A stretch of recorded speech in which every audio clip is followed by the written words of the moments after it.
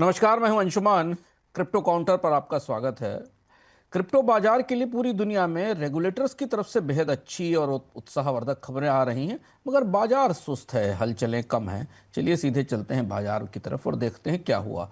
Bitcoin में सुबह हमने कुछ रिकवरी देखी थी, लेकिन उसके बाद दोपहर में वो फिर फिसल गया। 2 बजे के आसपास बिटकॉइन में गिरावट दर्ज की गई और 111 के आसपास, 111 112 के आसपास ट्रेड कर रहा है। 113 रेजिस्टेंस था जो टूट कर नीचे आ गया, अब 112 के नीचे नीचे कारोबार कर रहा है। नए ईटीएफ के लॉन्च की तैयारी चल रही है। वॉल्यूम में हल्का सुधार है, लेकिन बड़ी खरीद नहीं दिख रही है। इथीरियम में ज़्यादा तेज गिरावट है। इथीरियम 4100 से नीचे टूट गया है। ये करीब 4100-4200 के रेंज में फंसा था। डिफाई से थोड़ा सपोर्ट मिल रहा था, लेकिन दोपहर में यहां भी सपोर्ट टूटा। ईटीएफ के फ्लो आते तो दिख रहे हैं, पर निवेशकों को इथेरियम में निवेश के लिए नई दिशा का इंतजार बढ़ रहा है। सोलाना करीब 204 पर है। सोलाना में हमने तेज गिरावट देखी है पिछले 3-4 दिनों के अंदर। 210 तक जाने के बाद बार बार लौटकर सोलाना 204-203 के आसपास आ रहा है। वॉल्यूम यहाँ भी कमजोर है। मिड कैप्स को लेकर पूरे बाजार में सतर्कता है। ईटीएफ की खबरों का असर बिटकॉइन इथेरियम तक सीमित है। मिड कैप्स पर इसका कोई बड़ा असर नहीं दिख रहा है। संस्थाओं की गतिविधियां देखें तो अमेरिका के सिक्योरिटी एक्सचेंज रेगुलेटर ने जो नई गाइडलाइंस जारी की स्पॉट क्रिप्टो को लेकर, उसे लेकर बाजार में बड़ा उत्साह है। कई कंपनियां आईटीएफ के साथ बाजार में दस्तक देने को तैयार हैं। फंड हाउसेज, वेल्थ मैनेजर अपनी रणनीति तेजी से बदल रहे हैं। रिटेल ईटीएफ को लेकर एसईसी के नियमों का असर हमें रिटेल सेंटीमेंट में भी दिखाई दिया। Crypto ETF flood bitcoin retail crypto tax filing जैसी सर्च में तेजी आ रही है। गूगल ट्रेंड्स पर आने वाले ईटीएफ के नाम तय किए ढूंढे जा रहे हैं। अमेरिका की जो नई टैक्स पॉलिसी आ रही है उसके बारे में जानकारी मांगी जा रही है इंटरनेट से, और ऑस्ट्रेलिया के रूल्स को लेकर सर्च चल रही है। खासतौर से ट्रेडर्स बड़े नामों और बड़े बैंकों के ईटीएफ पर फोकस कर रहे हैं ताकि वहां निवेश का मौका मिल सके। डिफाई और आल्ट कॉइन को लेकर रिटेल सेगमेंट के बीच में, खुदरा निवेशकों के बीच में उतना उत्साह नहीं दिख रहा है। रेगुलेटरी स्तर पर सबसे बड़ी खबर थी अमेरिका में ईटीएफ के नए नियमों का जारी होना। लिस्टिंग आसान कर दी गई है, पारदर्शी डिस्क्लोजर हैं। ब्रोकर और डीलर नए नियमों पर काफ़ी उत्साहित हैं। इस बारे में हम आगे विजडम में भी बात करेंगे। ऑस्ट्रेलिया ने डिजिटल एसेट नियमों के उल्लंघन पर पहला बड़ा नियम लागू किया है और पेनल्टी लगाने की घोषणा की है। स्थानीय एक्सचेंजेस पर भारी जुर्माना लगेगा, कस्टडी लिया जाएगा और शिकायत का एक ऐसा तंत्र बनाया जा रहा है जिसमें बार बार सिस्टम्स को अपग्रेड करना होगा ताकि मनी लॉन्ड्रिंग के नियमों का पालन सुनिश्चित किया जा सके। इधर अमेरिका में क्रिप्टो के कारोबार बढ़ने के साथ टैक्स को लेकर अब नई जद्दोजहद शुरू हुई है। आईआरएस ने, जो कि वहाँ का रेवेन्यू डिपार्टमेंट है, उसने टैक्स रिटर्न की अंतिम तिथि आने पर नए उपाय और गाइडलाइंस जारी की हैं, जिसे लेकर क्रिप्टो निवेशक और क्रिप्टो एक्सचेंज अपने सिस्टम्स को अपडेट कर रहे हैं।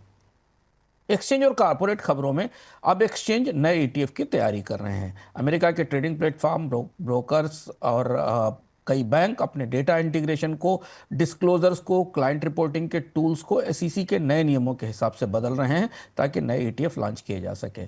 डिफाई ब्रोकर्स यानी डिसेंट्रलाइज फाइनेंस ब्रोकर और ओटीसी प्लेयर भी अपनी टैक्स रिपोर्टिंग को मजबूत कर रहे हैं ताकि आने वाले समय में उन्हें ईटीएफ्स का फायदा मिल सके। डिफाई और स्टेबल कॉइन में लेन देन स्थिर है, बड़ा बदलाव नहीं है, लेकिन अमेरिका के नए नियमों के बाद यील्ड फार्मिंग को लेकर थोड़ी चिंता और चुनौती बढ़ी है और नए प्रोटोकॉल लाने की ज़रूरत है। यील्ड फार्मिंग का मतलब है कि क्रिप्टो में कर्ज के जरिए या क्रिप्टो पर अलग अलग तरीके के डिफाई प्रोडक्ट्स के जरिए मैक्सिमम यील्ड लेने की जो कोशिश की जाती है। स्टेबल कॉइन प्लेटफॉर्म्स पर बारोइंग और वेब3 ट्रांजेक्शन्स स्थिर हैं, लेकिन काइनेटिक पूल में इन्वेस्टर की ट्रैकिंग तेजी से बढ़ रही है। धोखाधड़ी और इन्वेस्टमेंट के मामले में, जैसा हमने शुरुआत में बताया कि ऑस्ट्रेलिया में पहली बार बड़ा क्रिप्टो रेगुलेशन आया है। टैक्स की चोरी और क्लाइंट को गुमराह करने को लेकर अमेरिका में भी आईआरएस ने और सीएफटीसी ने निगरानी बढ़ा दी है। अगले 24 घंटे से 48 घंटे का जो आउटलुक है वो इस बात पर निर्भर करेगा कि कितने नए ईटीएफ घोषित हो सकते हैं। बाजार को लग रहा है कि अगले 2-3 दिनों के अंदर अमेरिका के कई बड़े बैंक और एक्सचेंज ईटीएफ लेकर आ सकते हैं। टैक्स फाइलिंग और आईआरएस की रिपोर्ट और ऑस्ट्रेलिया के पेनाल्टी रोल आउट ब्लैकआउट का भी असर हमें बाजार में दिखेगा, और इसलिए संकेत मिल रहे हैं कि अगले 72 घंटों में बाजार में तेज उतार चढ़ाव आ सकते हैं। रिटेल, डिफाई इन्वेस्टर्स और सोशल ट्रेंड्स पर लॉन्ग शॉर्ट्स भी बढ़ रहे हैं।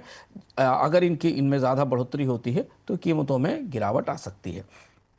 हम आ गए हैं अब हम क्रिप्टो के विजडम पर। क्रिप्टो बाजार में जिन नियमों का सबसे लंबे समय से इंतजार किया जा रहा था, स्टेबल कॉइन नियमों के बाद ईटीएफ के नियमों का इंतजार था, वो आ गए हैं। एसईसी यानी सिक्योरिटी एक्सचेंज कमीशन ने, जो कि अमेरिका का से भी है, उसने स्पॉट क्रिप्टो की लिस्टिंग के नए नियम जारी कर दिए हैं। पहले देखते हैं कि क्या क्या बदलने वाला है, इसमें क्या बदलाव हैं और कौन कौन सी चीज़ें आने वाले समय में इसका असर बाजार के तौर पर दिखाई देगा।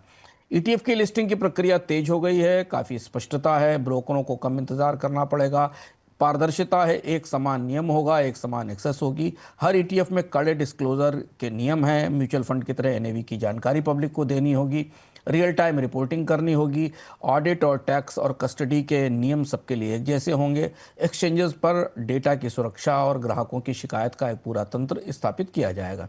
इसका असर ये है, जो सबसे महत्वपूर्ण खबर है आज की और जिसका असर हमें आने वाले दिनों में दिखाई देगा, कि अब इंस्टीट्यूशनल इन्वेस्टर्स, पेंशन फंड और म्यूचुअल फंड, ये सब मिलकर क्रिप्टो में एक साथ निवेश कर सकेंगे, और इसलिए लिक्विडिटी और बाजार में बढ़ोतरी की संभावना है। और यही वजह है कि कई नए ईटीएफ लॉन्च होने का इंतजार बाजार में किया जा रहा है।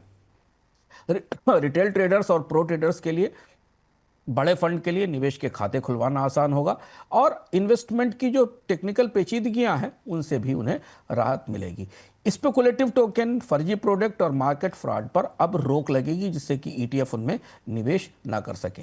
सबसे बड़ी बात यह है कि अमेरिका में ईटीएफ के नए नियम तय होने के बाद भारत सहित अन्य देश जो अभी क्रिप्टो के नियमों से दूर खड़े हैं, उन्हें भी अब इसको अपनाने के लिए आगे आने का प्रोत्साहन भी मिलेगा और दबाव भी मिलेगा, क्योंकि अब फिनटेक के अगले इनोवेशन क्रिप्टो के आसपास होने वाले हैं। तो क्रिप्टो काउंटर में आज इतना ही, कल फिर मिलेंगे नए अपडेट के साथ।